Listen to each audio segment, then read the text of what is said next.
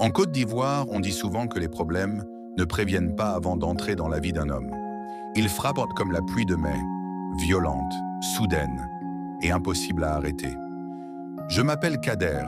J'avais 22 ans quand ma vie a quitté le chemin des rêves pour entrer dans celui des secrets. Je vivais à Abobo, dans une petite maison en location, une chambre-salon que je partageais avec la chaleur, les moustiques et les espoirs mal payés. J'étais étudiant à l'université de Cocody en licence. Et comme beaucoup, je survivais plus que je ne vivais. Mon père était mort quand j'avais 10 ans. Ma mère vendait du poisson fumé au marché d'Anokwakouté. Elle faisait de son mieux, mais entre nourrir mes 2 petites sœurs et payer mon transport, mon avenir ressemblait souvent à un mirage. Mon meilleur ami s'appelait Arnaud. On était ensemble depuis le CE2. Même banc, même punition, même rêve. Mais nos destins, eux, n'avaient jamais été jumeaux. Arnaud vivait à Angré, dans une grande maison avec portail électrique. Il avait une moto, un ordinateur, des chaussures neuves chaque mois. Son père travaillait dans une société pétrolière. Sa mère, Madame Clarisse, était une femme respectée. Élégante, toujours bien parfumée, la police malgré l'âge, elle vendait des produits cosmétiques importés. Pour moi, elle était Maman Clarisse, une deuxième mère. Jusqu'au jour où tout a basculé. Ce jour-là, Arnaud m'avait demandé de passer chez lui pour réviser. Il n'était pas à la maison quand je suis arrivé, mais sa mère m'a ouvert. Elle portait une robe simple, mais qui dessinait parfaitement son corps. Elle sentait le parfum cher, le calme, la femme qui a connu la jeunesse et qui n'a pas totalement dit adieu au désir. Arnaud n'est pas encore rentré, installe-toi. Je m'assis gêné, comme toujours. Chez eux, tout brillait. Le carrelage, les meubles, les vitres et même les sourires. Elle alla faire du jus et revint s'asseoir en face de moi. Puis elle me regarda. Longtemps, trop longtemps.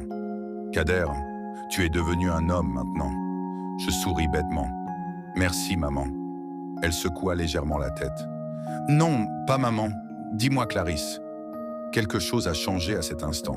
Dans sa voix, dans son regard, dans l'air même. Elle posa sa main sur la mienne. Tu souffres beaucoup, non? Les études, l'argent, la vie n'est pas douce avec toi. Je ne répondis pas. Ma gorge était sèche.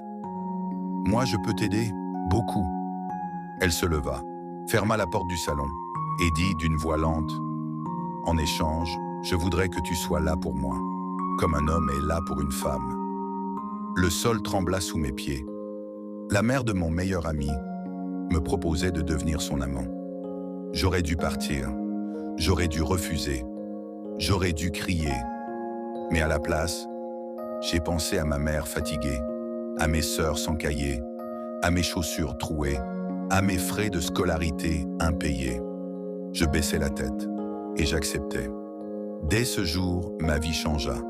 L'argent apparaissait sans explication. Enveloppe, virement, cadeau, nouveau téléphone, nouvelle garde-robe, nouvelle assurance, mais surtout, nouvelle culpabilité. Chaque fois que je riais avec Arnaud, mon cœur saignait. Je couchais avec sa mère le soir et j'étudiais avec lui le lendemain. Il m'appelait frère et moi, je portais sa trahison dans ma poitrine. Madame Clarisse ne voulait pas qu'on se voie chez elle. Elle loua un studio discret à 2 plateaux. C'était notre refuge et notre prison. Parfois, elle me disait « Je n'ai jamais aimé son père comme je t'aime, toi. » Parfois, elle pleurait. Parfois, elle devenait possessive. Et parfois, elle me faisait peur. Un soir, Arnaud débarqua sans prévenir au studio. Je sortais de la douche. Quand j'entendis sa voix dans le salon, mon sang s'arrêta. « Maman !» Il y eut un silence, puis un cri. Ma vie venait de s'effondrer en 1 seconde. Quand il me vit en serviette, ses yeux se remplirent de feu. « C'est toi ?» Je ne parlais pas. Je ne pouvais pas. Il me frappa. Longtemps, j'acceptais les coups comme une punition méritée. Madame Clarisse criait. Mais il ne l'écoutait plus. Il partit ce soir-là, sans se retourner. Le lendemain, tout le monde savait. Le père, les voisins, les oncles, la famille. Madame Clarisse fut chassée de sa maison. Son mariage explosa. Sa réputation fut détruite.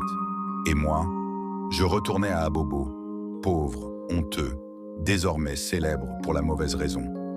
On murmura sur mon passage Voilà le garçon qui sortait avec la maman de son ami. On se moquait, on jugeait, et ma mère ne me regardait plus dans les yeux. 3 mois plus tard, je reçus un message. « Viens me voir une dernière fois. » C'était elle. Je la retrouvais dans un petit maquis de Yopougon, amaigrie, sans maquillage. Plus la femme que j'avais connue, juste une mère brisée. « Je t'ai détruit, » dit-elle. Je répondis. « On s'est détruit mutuellement. » Elle glissa une enveloppe vers moi. « Pars, reprends tes études, oublie-moi et ne le refais jamais. » Je pris l'enveloppe et je partis. Aujourd'hui, j'ai 30 ans. Je suis enseignant.